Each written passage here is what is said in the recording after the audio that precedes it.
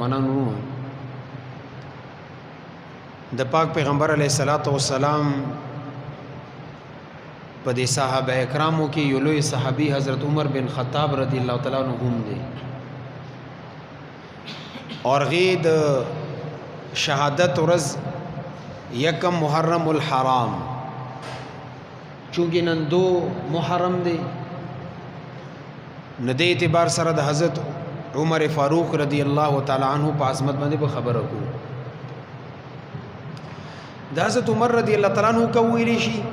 دین حضرت عمر مراد دی که عمر بن خطاب ویلی شي دین حضرت عمر مراد دی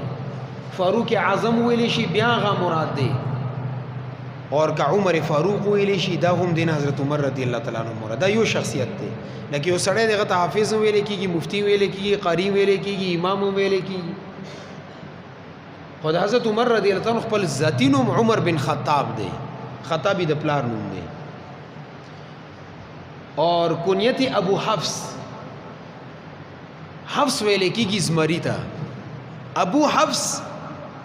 یعنی هغه سړی چې هغه کې جرأت او بہادری د سیده لکه اسماره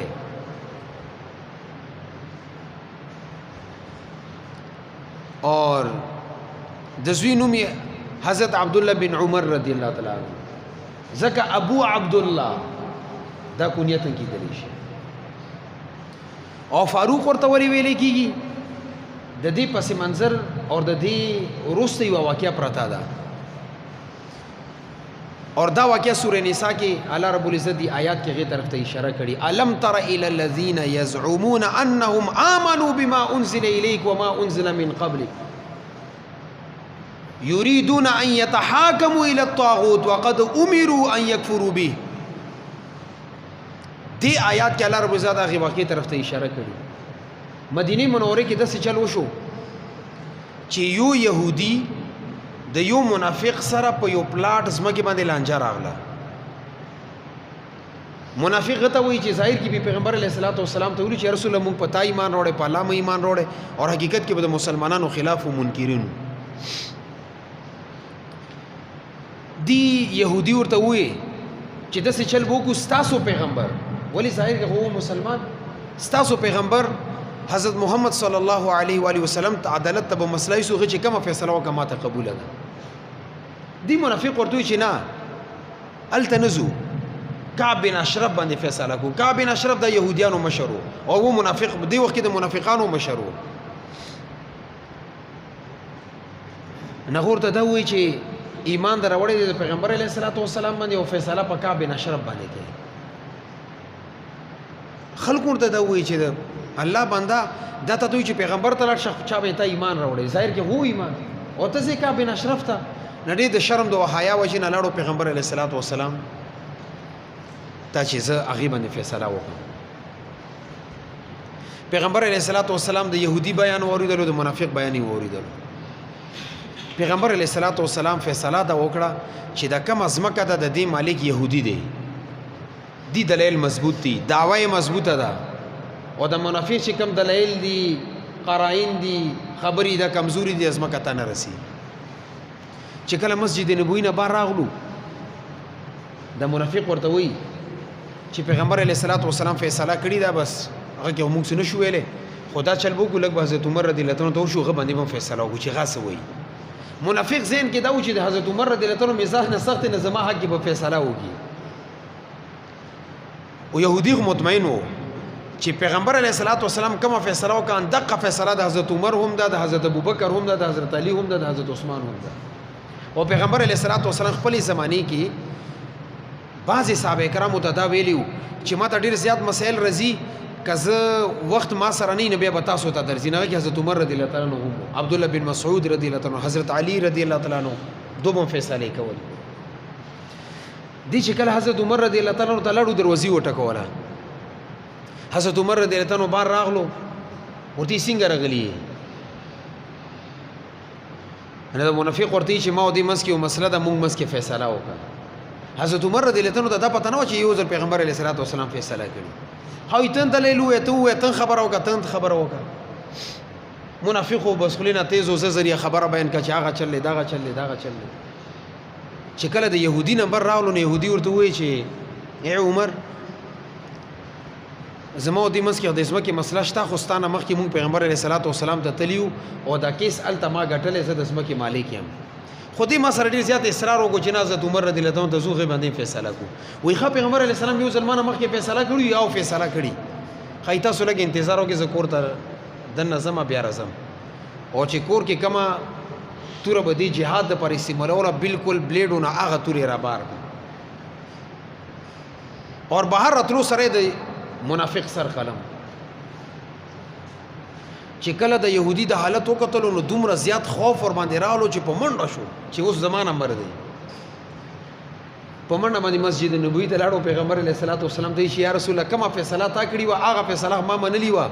هغه بل مسلمان نه منله غزين کې خدا مسلمانو موږ حضرت عمر رضی الله عنه ته غدا قتل کو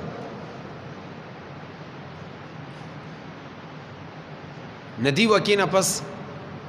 د هغه منافق چې کم خاندان ولې دیغه پیغمبر علیه الصلاۃ والسلام تعالی چې یا رسول الله زموږ سړی قتل شوی دیت قصاص بدلا څه پکار دی پیغمبر علیه الصلاۃ والسلام وکی پریشان و چې کله ته یو ځای مشر یالته قتل وشي تحقیق وکړي کنه اور دی منافقینو د منافق کم خاندان او د نور دی ورته دا وی چې یا رسول الله ستا خبره د منلو نه انکار نه وکړي تا دلته فیصله وکړه دی منافق دا غوښتله چې حضرت عمر رضی الله عنه د منځ کې صلح وکړي په یو خبر مې دا دواړه راځي کې دی ته نه ورغلي چې د خبرې نه انکار کړی وي نه چې کله د خبرې منکر نه پکار دی دیت اور قصاص چې څه فیصلې غتا سو وکړي الله رب العزت آیتونه نازل کو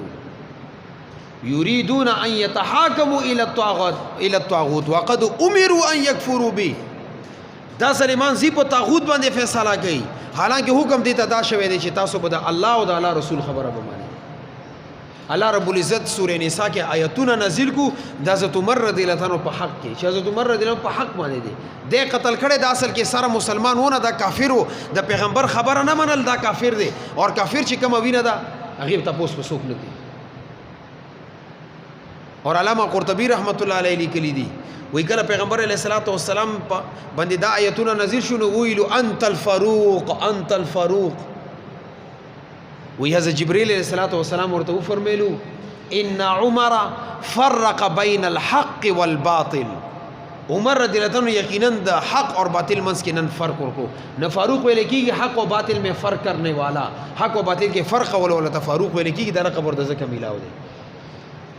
او غینا پس وسمی الفاروق دې تنو ورکړه شو د فاروق زکه ویل کیږي حضرت عمر فاروق رضی الله عنه دا د عظمت اور اسلام کې داخل شوه دی هغه واقعا تاسو فضل اعمال کې بار بار د تبلیغ والملګرو نه اوریدل روان د پیغمبر علیه الصلاۃ والسلام پسې و چې بس دا قتل کم علی یاسو بلا خبره ختم شي لاره کې ورته یو صحابي نعیم ملاو شو رضی الله تعالی عنہ اور دی عمر ډیر غوسه کې رواني وي یا نن رسم د صابیانو دین ختمو صابیان دا چې بيدینه تبدو صابي ویل ولا یاسو او پیغمبر علیه الصلاۃ والسلام ته صحابي ویلو چې دا مشر ختمون چې دا خبره ختم شي هغه ورته چې ته داس چلو کا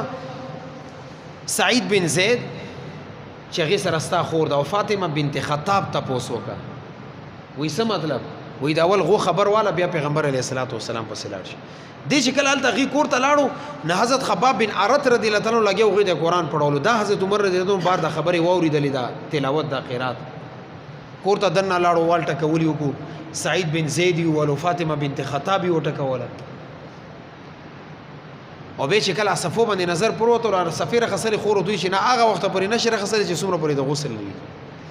سفیره واسره غوې د سوره طه آیتونه هغه د بعد دار ارقم ترالو مسلمان شو اسلام کې داخل شو او صحابه کرام فرمایي چې حضرت عمر رضی الله عنه سره پر ایمان نه وروړي نمون بموز دار ارقم کې پټ کولو چې حضرت عمر رضی الله عنه ایمان راوړو مون خنکابه کې سره عام کلم کلا مون شروع کو او حضرت عمر رضی الله عنه په پهره ته ولاړو ایزه ګورم چا کافر کې دومره جرأت شته چې زما پیغمبر د موز نه ایثار کی بل روایت کې راغلي صحابه کرام فرمایي چې کله حضرت عمر رضی الله عنه ایمان نه راوړي د کافرانو مونږ ته ډېرې بد رد ویلې مونږ به غلی پتی کیدو چې کله حضرت عمر رضی الله عنه ایمان راوړو نو مونږ به د کفارو ته جواب ورکول د خبره ولی مونږه زړور شو چې اوس حضرت عمر رضی الله عنه ایمان راوړي دا به تاسو کوي